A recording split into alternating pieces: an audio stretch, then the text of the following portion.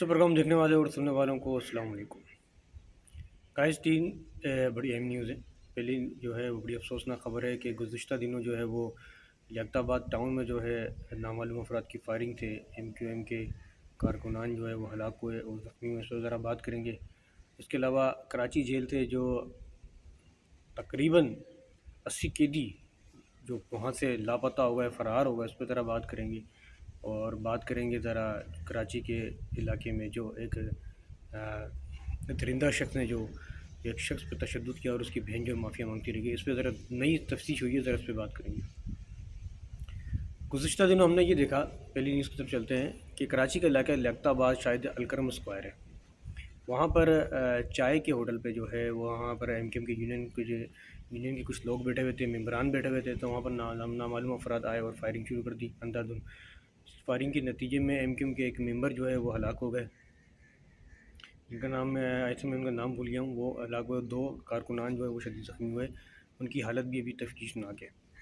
और जो कारकुन जो मेंबर जिनको जो मेंबर थे जो हलाक हुआ, उनका नमाज जनाजा 2 दिन पहले जो है वो कराची अंचोली इमाम बारगाह में नमाज जनाजा अदा की गई, जिसमें MQM पाकिस्तान के चेयरमैन खालिद महमूद सिद्दीकी ने भी शिरकत की और इज़हार ताज़ियत की।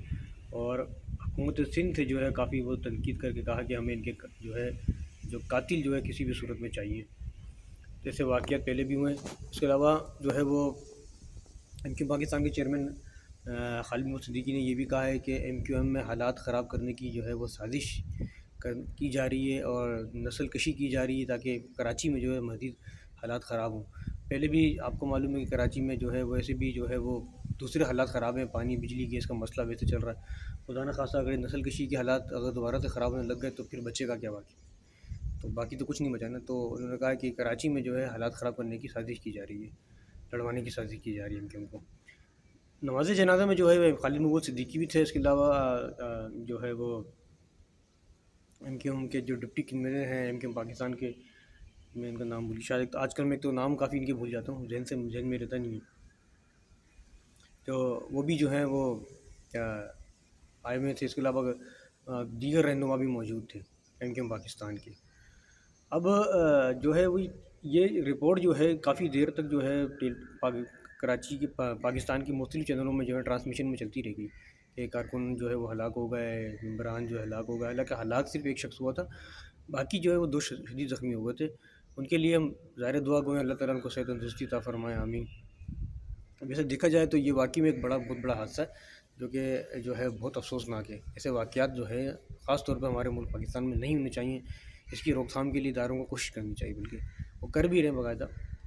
चलते दूसरी ख़बर की जानिब।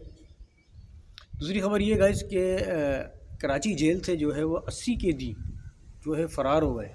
बड़ी हैरत की बात है कि एक भी नहीं, दो भी नहीं, 80 कैदी जो है वो जेल से फ़रार हो गए। फिर जेल से फ़रार होने के बाद जो है वो बहुत सारे जो कैदी हैं वो खुद बाज़ाब्ता खुद वापस आ गए। बड़े अच्छे कैदी थे भाई जो खुद वापस आ गए, वरना कैदी भाग गया वापस कहाँ थे। और कुछ को तो उनकी वालदा और उनकी जो है बेगम जो है कहते हैं सुनने में आएगा, वो खुद लेकर आ गई। अब उन्होंने बाकायदा बयान दिया कि हम साबित कदम हैं कानून के साथ, खुद लेकर आ गए। लेकिन 80 कैदी कैसे फ़रार हो गए? लेकिन मलीर जेल के जो जेल खाना जात हैं उन्होंने बयान दिया कि मलीर में दलदले वगैरह आ रहे थे, तो दलदले के नतीजे में ख़तरात के तहत जो हमने कैदियों को बाहर निकाला, जिसके तहत वहाँ दीवार भी गिरी तो कैदी वहाँ से फ़रार हो गए।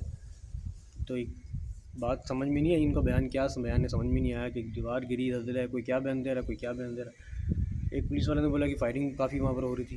बहरहाल ये एक नाकाम जो है कोशिश की गई जो नाकाम रही, कामयाब नहीं हुई। चलते तीसरी खबर की जानिब।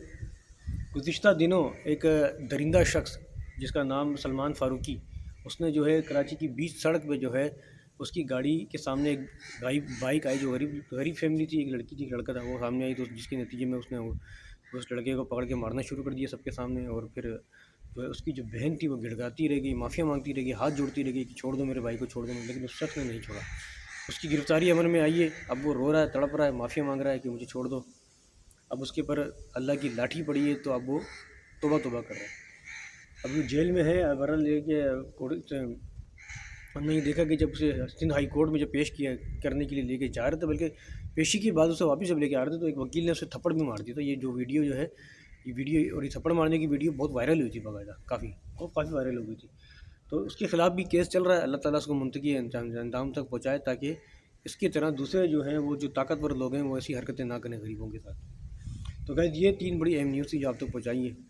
اگر ویڈیو میری اچھی لگی تو لائک کریں، شیئر کریں، میرے چینل کو سبسکرائب کریں۔ اس کے ساتھ ہی آپ میزبان دلبوس ستار کو اجازت دیں۔ اللہ حافظ، پاکستان زندہ باد۔